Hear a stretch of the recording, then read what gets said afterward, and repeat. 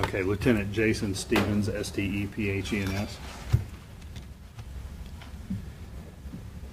On Friday, June 2nd, just after noon at 12:21 p.m., members of the Wichita Fire Department were dispatched to a house fire in the 300 block of North Ash.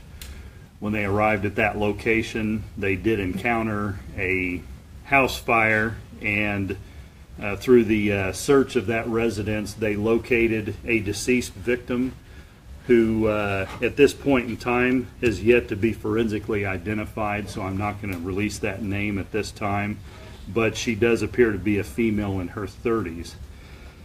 They found this victim in the basement and notified members of the Wichita Police Department. Through our subsequent investigation, it was determined that this female had been bludgeoned, and then a fire had intentionally been set in the residence, and the suspect had fled the scene. Throughout the rest of that investigation, it was determined that the suspect that we were seeking was a Dane A. Wright, W-R-I-G-H-T, who is a 29-year-old male. And our investigation revealed that it was likely that he had with him 3 minor children, ages 11, 5, and 2.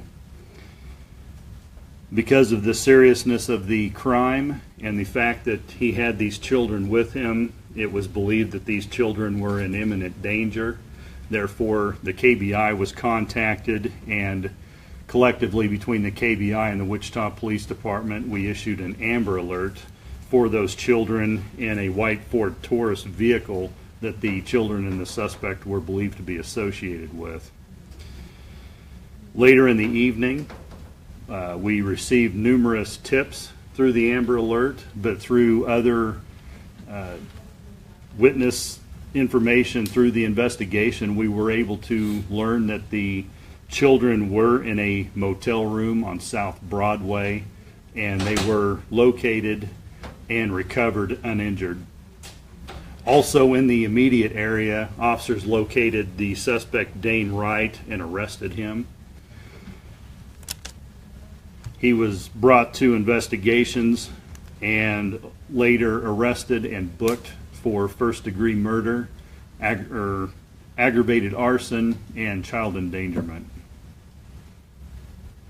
And again, like I said, because we haven't had an opportunity to do a proper forensic identification of the victim, I'm not going to release that name at this time.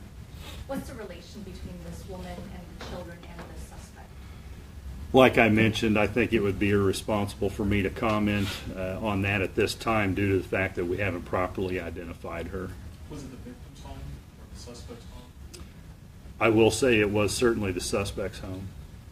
Can you state if the victim died from the bludgeoning or from the fire? We're still communicating with the Forensic Science Center, who has done a post on the, or an autopsy on the victim, and we're still working out those details through the investigation. Thank you. Thank you, sir. All right, good morning, everybody. We got several Interwatch items to go over with. First, we're going to do a Riverfest update just on the police cases and arrests that were made. We'll go over an aggravated battery shooting that occurred yesterday in the 300 block of South Hanley, aggravated battery shooting that occurred, I believe, Friday night in the 200 block of South Broadway, and then that's it. So the first we'll go over some Riverfest numbers. First weekend update. So the Riverfest started Friday, and I will provide information on activity that has occurred from Friday until last night, Sunday night, at the close of Riverfest. There have been a total of 7 police cases made. There have been 7 arrests made down at Riverfest. These arrests have been, 1 person was arrested for obstruct legal process. 3 people have been arrested for disorderly conduct fighting.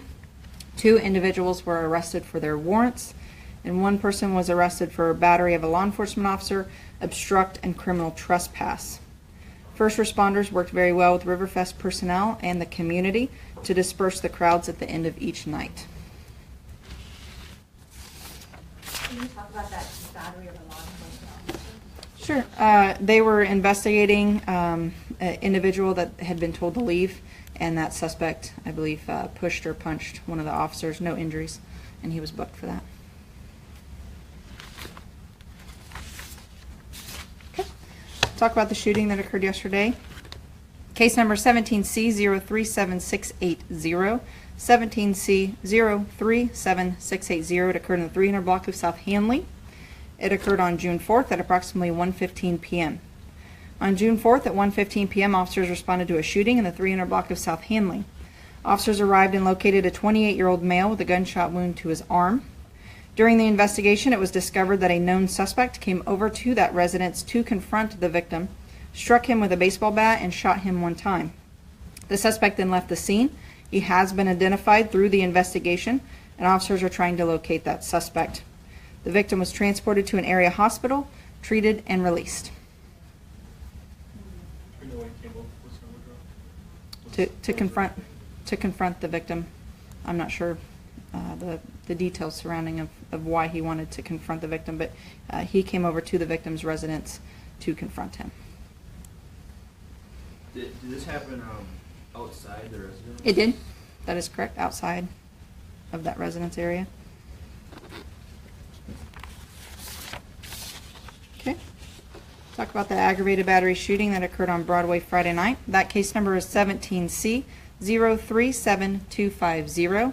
17C037250. It occurred in the 200 block of South Broadway. It occurred on June 2nd at 9:25 p.m. On June 2nd at 9:25 p.m., a sergeant with the Wichita Police Department was driving in the area of 200 South Broadway when he heard several gunshots. The sergeant then observed a black Chrysler leaving the area at a high rate of speed. Upon conducting a car stop with the vehicle, it was discovered that a 24-year-old male was inside with a gunshot wound to his back. There was also a 25-year-old female in the vehicle at the time of the car stop. The victim was transported to an area hospital in serious condition. I have received no update at this time on his current condition. There are no descriptions on any suspects at this time. Investigators are working through details and looking to speak to anybody who was involved in the incident or might have any other information concerning this case. What was the victim's orientation? The victim is 24-year-old male. And was he driving or was the other woman driving? I'm not sure who was the driver. There was two people in the car, the male and the female, and I'm not sure who was driving and who was passenger. I'm not sure. Do we believe that they were trying to take him to the hospital? Is that where they were going? Yeah, I'm not sure I'm not sure what their intent was when they were leaving that area. So did the shooting happen in the car or outside the car, and then they Believed it was inside the car. I believe there was evidence that showed that the back window might have been shot out of the car, so it is possible that they were inside the car at the time. Again, I just don't know what position inside the car the victim was. So somebody shot into the car? We believe so. Okay. It is being investigated that just based on the evidence that we have. Have either victims said anything about any argument with anyone? Not really. We're trying to obtain some statements. We're working with individuals right now to try to get statements. Have they been cooperative victims? Possibly. The female servant, how old was she? The female is 25. We are getting several conflicting statements, but we are being spoken to, but again, just conflicting statements are given. And the two the victims, were they, what's the relationship between those? I'm not sure what their relationship is. Can you give me that vehicle again? It was a black Chrysler. Is that considered one of the incidents from the 7th since it was so close to River? No, it was not Riverfest related. Not River. Correct. Both of these shootings are not Riverfest related. They were not in the core area of Riverfest. Okay. All right. Thanks. Have a great day. I don't know if you've addressed this, and I apologize if you have. Sure. With Riverfest, you guys obviously have added more police officers, probably during the evening when there's big events. Mhm. Do you have any idea how many officers we're talking about? I don't, and I know a sergeant gave a press conference Friday morning or afternoon about all of the security, so I'm not sure if he went over that or not. I do know that there are officers down there.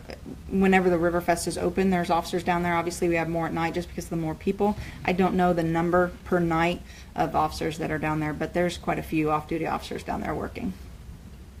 And they're on bikes and on foot and in cars So we've got it covered.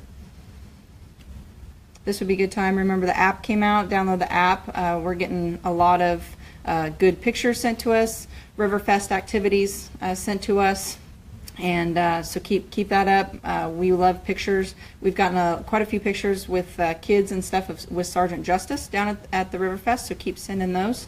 Again, I don't know if you guys can see that or not, but that's what the app looks like. Download the app, and then, like I said, you can Wichita Police Department in the App Store, Google, iPhone, any of that, and download our app and send us pictures of Riverfest activities or report anything that's going on at Riverfest.